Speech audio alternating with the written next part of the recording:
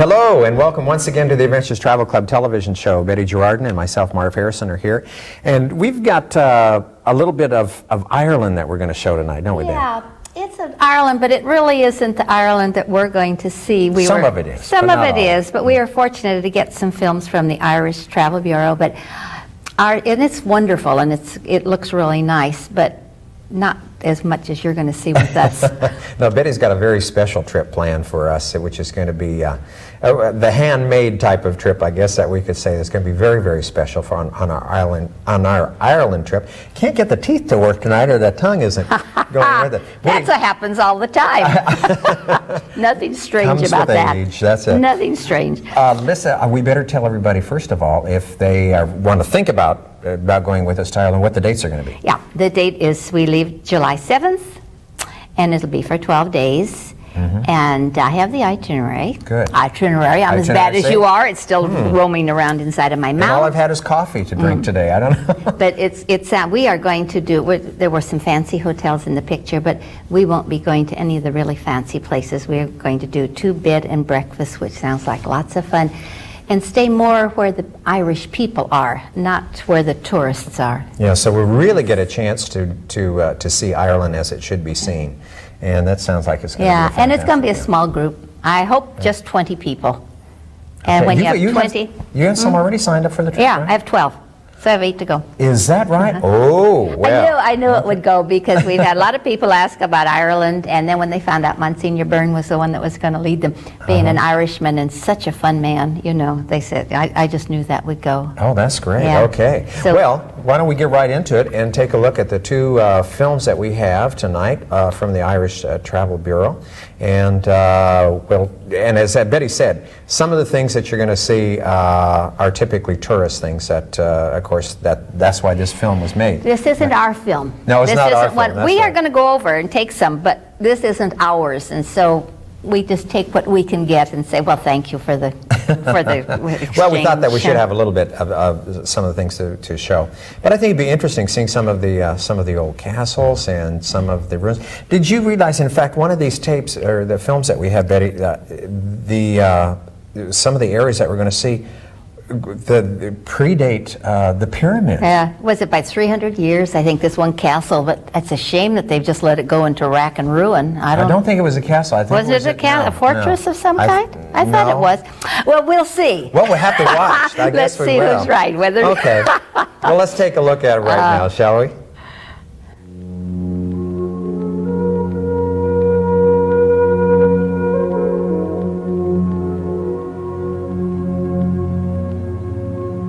Far to the west, on the rugged edge of Europe, lies a land forged from rock and water and air into a place as full of surprises as any under the sun.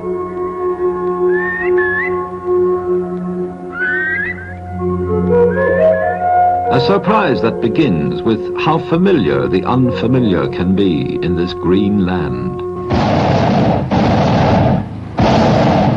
Fire here still.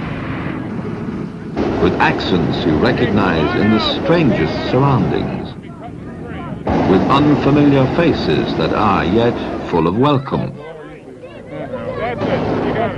with a feeling of belonging, even on a first visit, that gives a lift to the spirit. I wonder if he burned that balloon. Boy, it must have been a terrible pile to burn that balloon.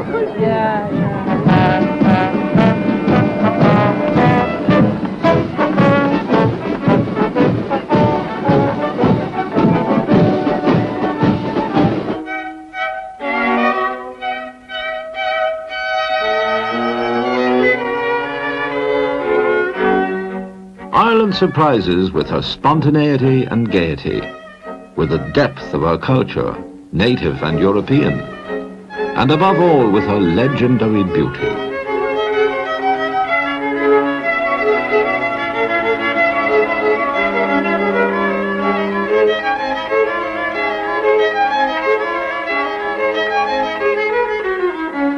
A beauty in the countryside that is complemented by the easy, unfettered pace of life. A relaxed rhythm that puts a premium on the good things. on talk and laughter and smiles, especially when accompanied by good wine and good food.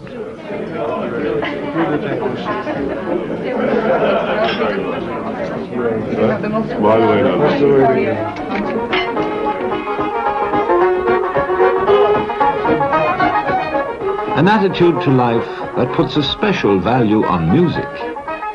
Ours. And yours.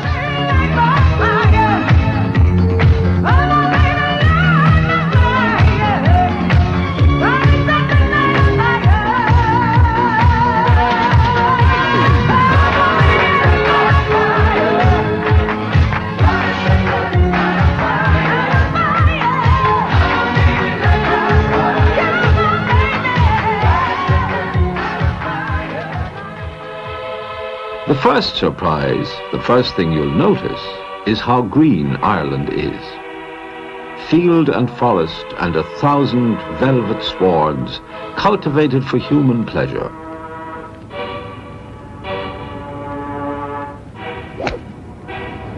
Whether it be the leisurely putting of the golf ball, or the more clangorous pursuit of the ball in our own unique game of hurling.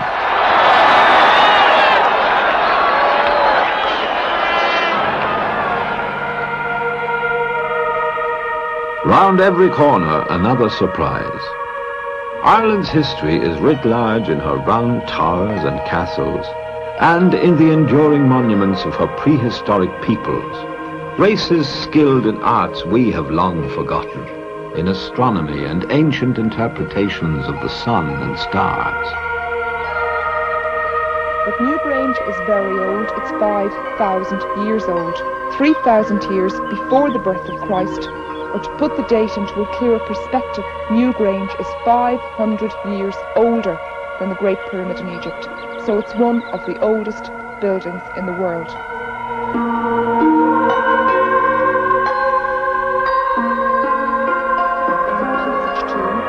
a passage that leads to a chamber in the interior of that mound or cairn in front of you. Off the chamber there are 3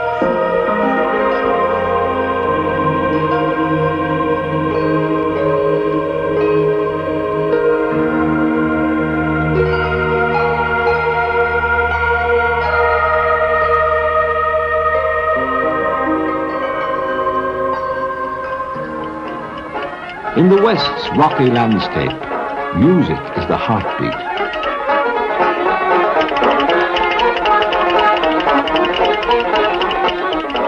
And here we like nothing better than to step it out to a good traditional tune. Hoofing it, we call it. And second only to music comes our love affair with the horse. An historic, close relationship between man and noble animal that stretches back through the ages and endures to this day. Well, that one's only a bit fidgety. That's funny.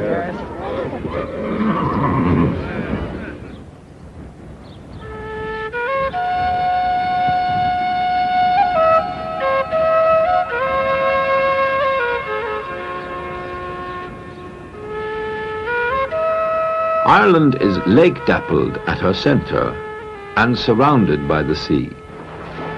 And while our first choice to drink might be whiskey, it's in the waters God gave us that we find our sport and pleasure. We sail on it in various ways. Watch your head. Okay. We'll meet it.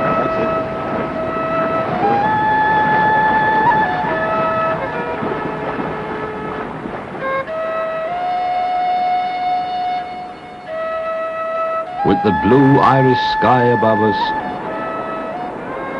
and the white, limitless stretches of the finest beaches in Europe around us. And, of course, with the sea only teeming with fish, waiting for sporting gentlemen to haul them out and tell tall tales about the ones that got away.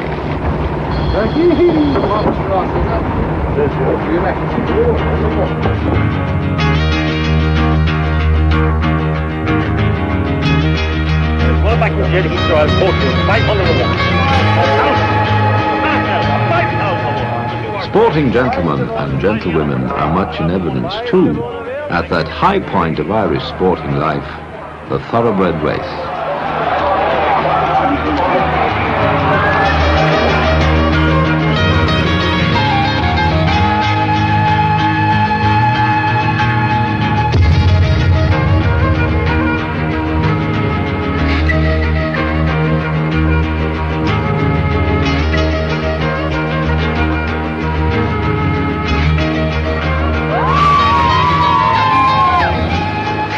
Festivals, like the famous Rose of Tralee, with roses too from all over America, enliven the Irish summer.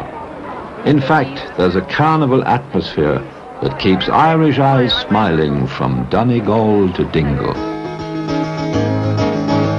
And if you drop down over the heather-clad mountains that ring her peerless bay during the first week of August, you'll find Dublin in the grip of one of her great festivals, the Dublin Horse Show, at the Royal Dublin Society grounds in Bowlsbridge, the international show ring of the Irish horse.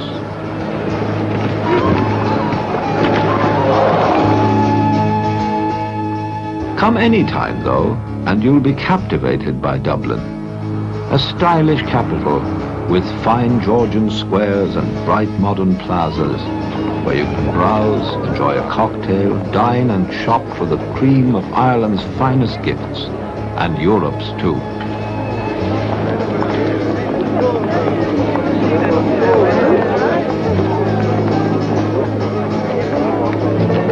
Ain't she nice? Look her over once or twice and ask you very confidentially, ain't she nice? Just cast an eye in her direction. Oh me, oh my. Theatre going is an Irish obsession. Indeed, numbering as we do the likes of Shaw, Wilde, Behan and Beckett among our race, we could be forgiven for thinking we invented theatre. And cabaret. She said to her husband, Paddy, she said, before we were married, you told me you were well off. He said, I was, and I didn't know it. Oh, dear God. I wish I could be out there with you listening to this. I really do. Indeed, if you decide not to leave the city, the country will come to you. It's that kind of surprising place. Getting here is easy too. There are regular air links by your airlines and our own Aer Lingus. Our hotels are among the most modern in Europe, and our range of accommodation from castles to farmhouses is designed to suit any budget. And when you're settled in, there's another surprise in store as you discover just how accessible by car and bus and train is the varied beauty of our surprising Ireland.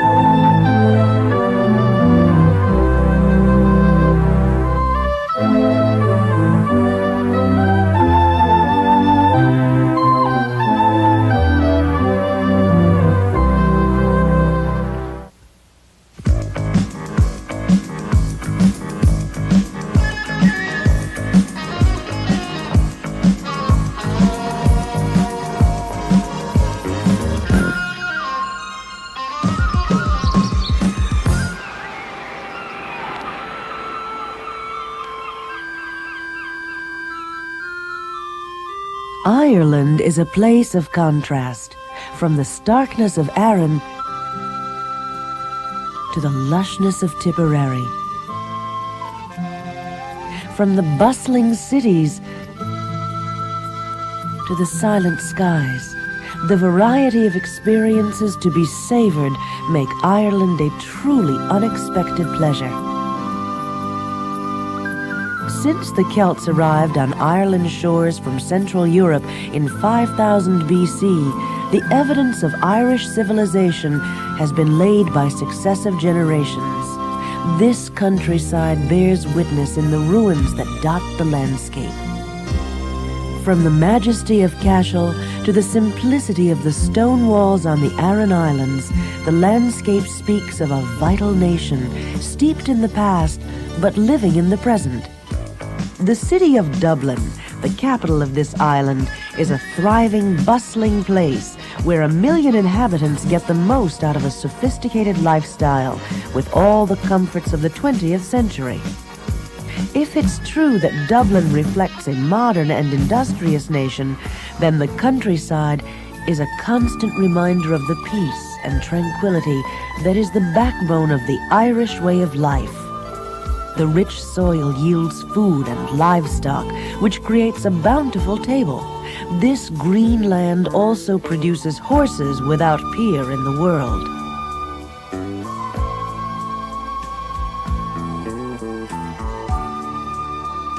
Nowhere is the rural tradition and the old way of life better preserved than on the Aran Islands.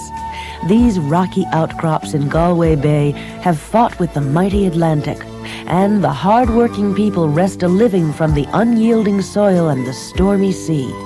The stark beauty and simplicity of the life on Aran is a wonder. In Ireland, everything has a story, and Aran sweaters are no exception. These sturdy hand knits were designed with a different pattern for each of the fishing families on Aran. If a fisherman was lost in the cold Atlantic waters, he could be identified by his sweater.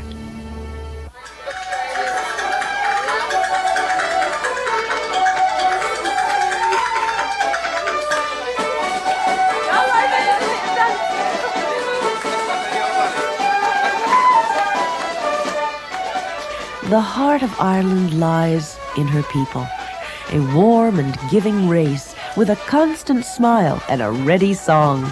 The Irish personality expresses itself through words and poetry, songs and stories, and nowhere is this more evident than in that unique phenomenon, the Irish pub. A pub in Ireland is far more than a place to drink. It is the social hub of the community. Here, news is exchanged, politics are discussed, events are celebrated, and life hums. The pub is also the center for local entertainment, whether it's the constant debate on Irish weather, the state of the economy, or where to get the best pint of Guinness. The experience can be savored without necessarily indulging, but participation is always welcome.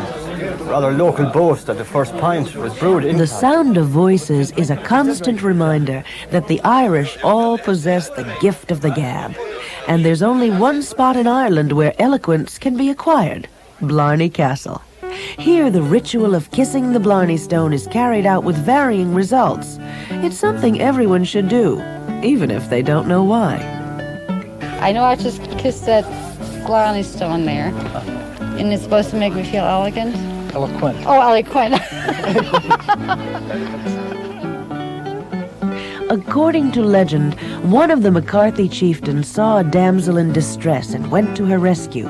She turned out to be a witch, but in gratitude for his chivalry, she offered to grant him a wish, which was to remove his speech impediment.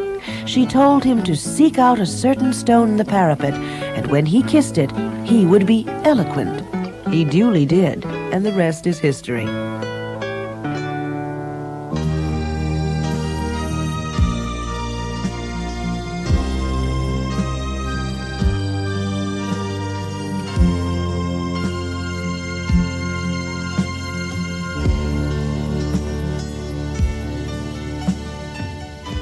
The Irish do have a way with words, and many of Ireland's great scribes drew inspiration from the land. One of Ireland's greatest poets, William Butler Yeats, had a particular affinity for the mountains and water around Sligo. One of his most famous poems was inspired by a dot of land in the middle of Lough Gill. I will arise and go now, and go to Innisfree, a small cabined build there of clay and wattles made. 9 bean rows will I have there, and a hive for the honeybee, and live alone in the bee-loud glade.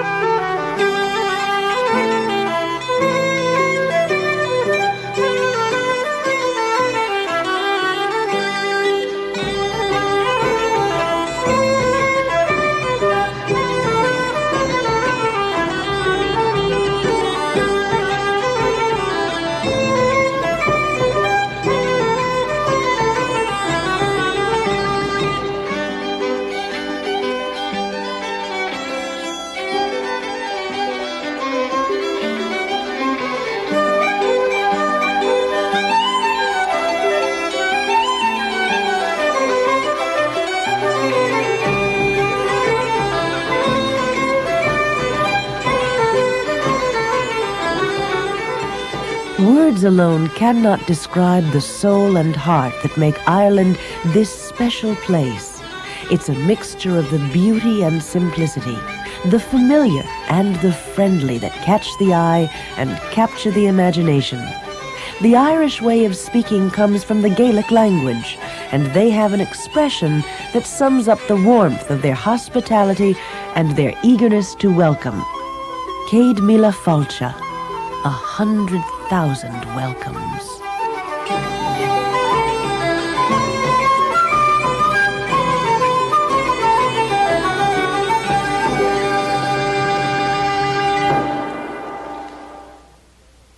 Well, I think those were rather interesting, don't you?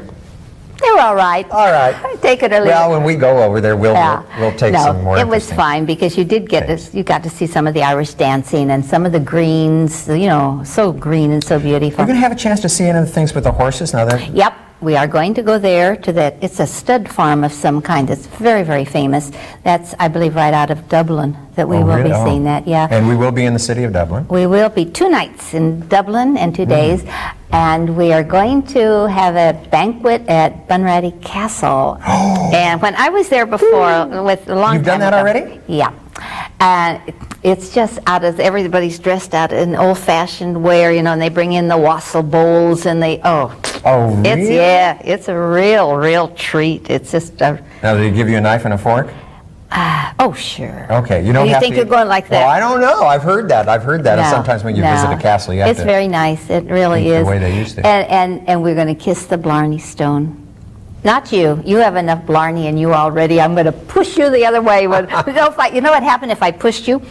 It's right on the edge of a cliff. You'd go right over. Oh, it. thanks And the whole time. I changed my mind. I won't push you. Okay. Well, maybe I'll go grab one of those ultralight things and just go sailing. Oh, that'd look beautiful. That did look fun, didn't Oh, it? yeah, that's nice. Well, there's lots of things, and the Ring of Kerry is where we're going to go. They didn't emphasize that at all in the film, and it is so beautiful, and we're going to see more country things, more of the people themselves, and do a little pub hopping. Do a lot of pub hopping. But you know, pub hopping doesn't mean you have to drink. At pub hopping, you can have coffee. It's just, that's the lifestyle of the people, and it's just a way to do it. Well, that's where a lot of the social activities of the villages That's right. concentrate on. The right there, conversations. Did you hear what happened? Mary's going to have a baby. Sure and begorre. Things like that happen in the coffee You shop. practice, get your accent now, you'll be all set for it. If that Monsignor that's hears me, he'll walk out the back door. No. And let's give the date again, Betty, on that. Okay, that's July 7th. And we will leave from Fresno and come back to Fresno again, which is always a plus. That certainly to leave is. right from here. I have another trip coming up too, Marv. Can I talk about that for a minute? Sure, you betcha. November the 13th, we have a trip to the Holy Land again. Oh, good. We always go in November. That's a good month, though. The weather is very nice. Yeah, in the it Holy is Land nice. that time. And this is something different because we're going to go to Egypt. Oh, really? No, you just talked about the pyramids, you know, the yeah. castle or the fortress or whatever it was in Ireland being older than the pyramids. Well, we're going to go see the pyramids and see the Sphinx and ride a camel out, if you want, to the pyramids. We will go to Cairo, probably to Luxor.